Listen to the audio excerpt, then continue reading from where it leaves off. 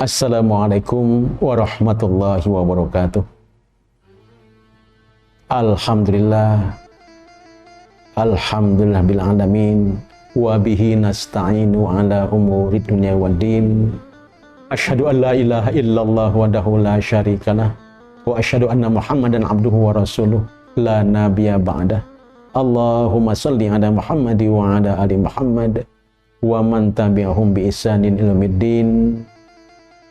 Amma ba'du. Para pemirsa kaum muslimin wal muslimat rahimakumullah, puji syukur sentiasa kita panjatkan kehadiran Ilahi Rabbuna. Kemudian juga salawat dan salam kita sampaikan kepada junjung kita Nabi besar Muhammad SAW, kepada keluarganya, kepada para sahabatnya, kepada para pengikutnya, dan insya Allah kiranya juga kita sebagai umat muslimin dan muslimat termasuk pula dalamnya. Amin ya rabbal alamin. Hadirin ataupun masyarakat muslimin wal muslimat rahimakumullah. Setidaknya kita wajib dan harus bersyukur dalam 3 hal. Pertama, kita perlu bersyukur kepada Allah Subhanahu wa taala bahwa Allah telah menjadikan kita sebagai manusia, bukan sebagai hewan ataupun tumbuh-tumbuhan. Yang kedua, kita perlu bersyukur karena kita hidup di Indonesia, negeri yang subur makmur, kaya akan air, binatang ternak, buah-buahan, dan tumbuh-tumbuhan. Lalu yang ketiga, kita perlu bersyukur kepada Allah Subhanahu wa taala yang telah memilihkan agama untuk kita, yaitu Islam, agama yang akan diterima oleh Allah Subhanahu wa taala. Sebagaimana firman-Nya dalam Al-Qur'an Al-Karim surah Ali Imran ayat 19 dengan terjemahannya, sesungguhnya agama yang diridhoi sisi Allah hanyalah Islam. Barang siapa yang mencari agama selain agama Islam, maka sekali-kali tidak akan diterima agama itu daripadanya, dan dia di akhirat termasuk orang-orang yang rugi. Hadirin ataupun jamaah muslimin rahimakumullah. Kata Islam diambil dari kata salam yang artinya damai, selamat, dan sejahtera. Orang yang berdekatan dengan orang Islam harus merasa damai, harus merasa aman. Jadi besaran Islam itu adalah akhlak. Kita mempelajari akhlak karena ia merupakan tujuan diutusnya Nabi Muhammad sallallahu alaihi wasallam. Masyaallah muslimin wal muslimat rahimakumullah.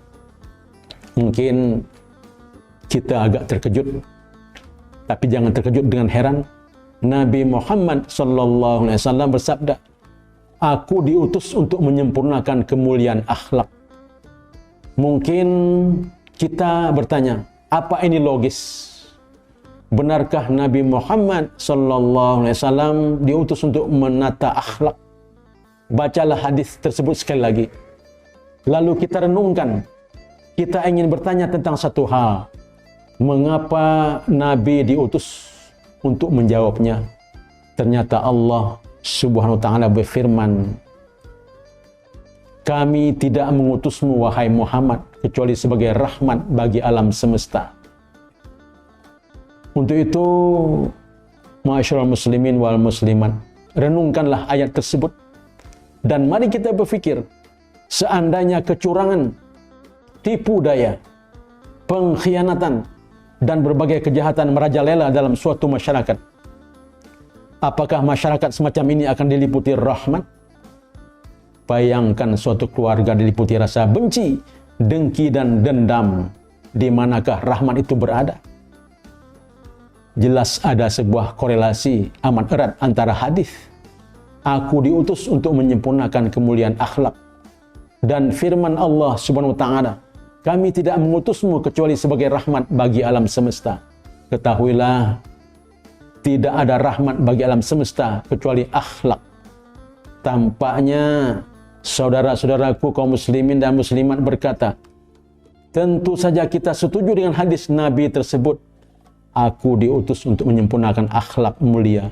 Namun, bukankah ibadah lebih utama? Apakah menurut saudara akhlak lebih penting daripada salat, puasa, doa, zikir, haji, dan seterusnya? Jawabannya ya, akhlak memang lebih penting. Sebab tujuan utama seluruh ibadah adalah membenahi akhlak. Kalau tidak, ibadah tersebut akan jadi semacam latihan olahraga saja. Kami mengharapkan kita semua bisa memahami maksudnya secara benar. Jangan mencampur adukan urusan fikih dengan akidah dan seterusnya. Fahamilah substansinya, jangan lahiriahnya. Allah SWT berfirman, dirikanlah solat. Sesungguhnya solat mencegah dari perbuatan keji dan munkar. Subhanallah. Jadi, siapa yang solatnya tidak mencegah pelakunya dari perbuatan keji dan munkar, berarti solatnya itu hanya berupa gerakan olahraga. Ia mengerjakan solat tetapi akhlaknya tidak membaik.